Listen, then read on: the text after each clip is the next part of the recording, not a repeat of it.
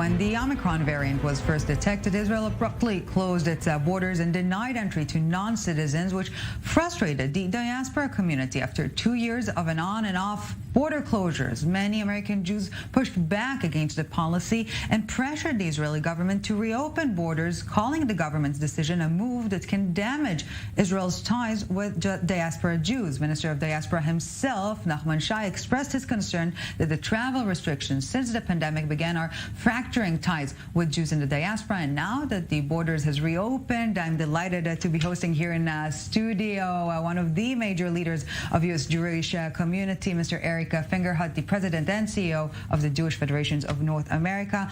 Welcome back to Israel, Mr. Fingerhut. It's so wonderful to be here, Ellie. Thank you. I can imagine after a long while in which you couldn't. So let's talk about this travel ban. We've heard concerns being expressed that it will undermine the connection between Israel and Jews in the diaspora. What's your take on that? Well, look, first of all, nothing's going to break our love and bond for Israel. We totally understand that these were difficult decisions that the government had to make. But it's important for the Israeli officials, government officials, and the public to understand how important travel is to the Jewish community in the diaspora, particularly in North America. First of all, there's family and business, which we've grown closer and closer over the years. There's so many Israelis in America and so many that have American Jews that have family here.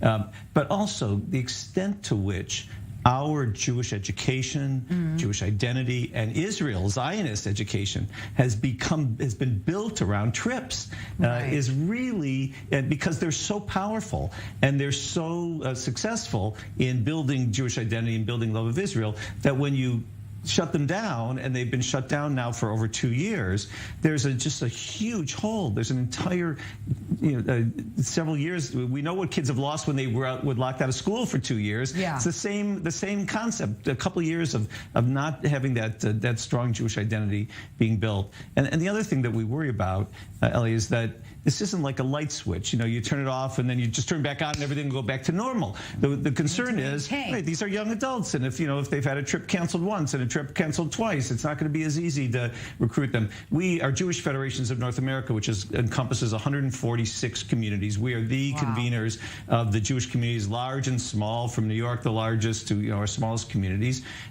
We also convene the camps and the day schools and all the organizations that help recruit people, Hillels, campuses that recruit people. And we have what's called an Israel Travel Alliance, which is 43 different organizations that run trips. Everybody knows Birthright, which of course is the biggest, but there are many different trips, Honeymoon Israel, and different groups for different sectors of society. And we're working with all of them to help them now get started again. And we're working with the government closely. You mentioned with Nachman Shai and with others in the government to not take this for granted, that it'll just start up again, to really get it moving quickly. You need to make sure that it continues to happen constantly. And you've mentioned the scope and scale of your operations in North America. I assume COVID had a dire impact on that as well. Sure, it was very serious.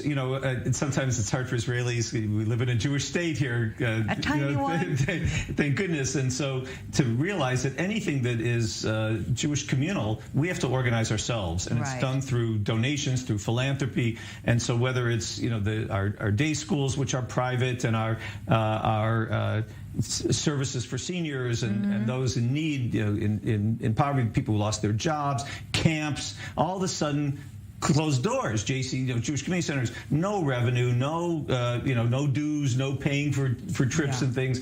And so we were really at risk of having this entire Jewish enterprise that has been built over decades collapse because of the instant closure. And so our Jewish federations really led the way, both in terms of private fundraising, raising additional $150 million just in the first few months, and then another 60-some million towards the end just for human services needs, mental health and poverty, and also working with the government of the United States and Canada to make sure that the support they were providing was going to reach also the agencies agencies in our community. It was a huge effort. And the ability to convene around the Shabbat dinner table was even taken away. So the identity feature here is obviously undermined to an extent. But I do want us to move to politics, sir. Earlier this week, joint plea of several different major Jewish organizations in the state urging Senate to finalize or at least expedite the ratification process of the Iron Dome funding. We're talking $1 billion in aid. It was approved in September, was a massive uproar back then. The so-called squad, the more progressive elements of the Democratic Party speaking against it.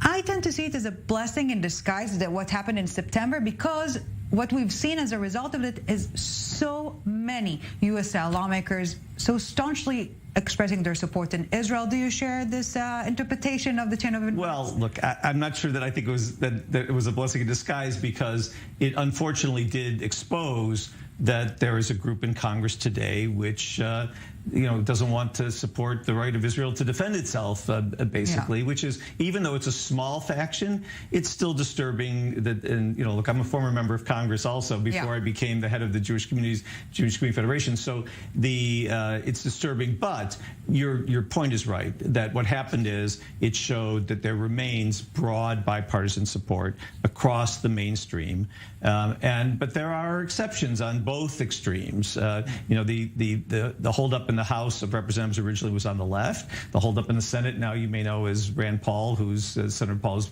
probably on the right. But it's also shown the current main hurdle, right? Yes, in the Senate. But it's also shown that the Jewish community really supports this broadly. And look, this is like Israel. You've got groups that cover every part of the spectrum of politics. So maybe there's some on the far side that don't.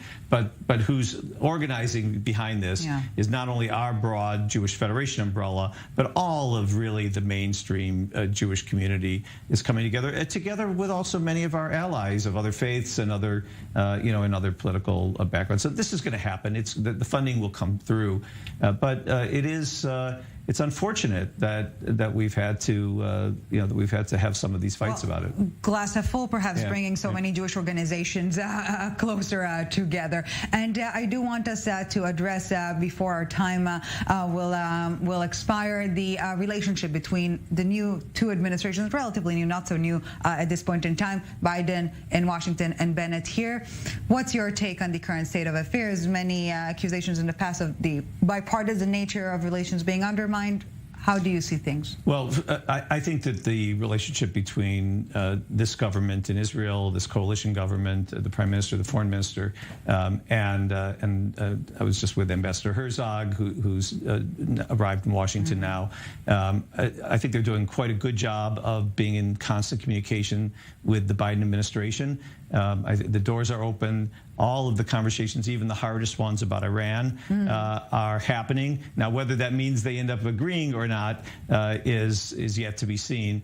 But I think that there's a real strong sense of dialogue and desire to not let it be a partisan issue. And I also want to say that even to those who Republicans in the U.S. who were very supportive of the Trump administration, I think they've conducted themselves also quite well since the election. That they are also trying to be supportive of the dialogue between Prime Minister Bennett, Foreign Minister Lapid, and President Biden and his administration.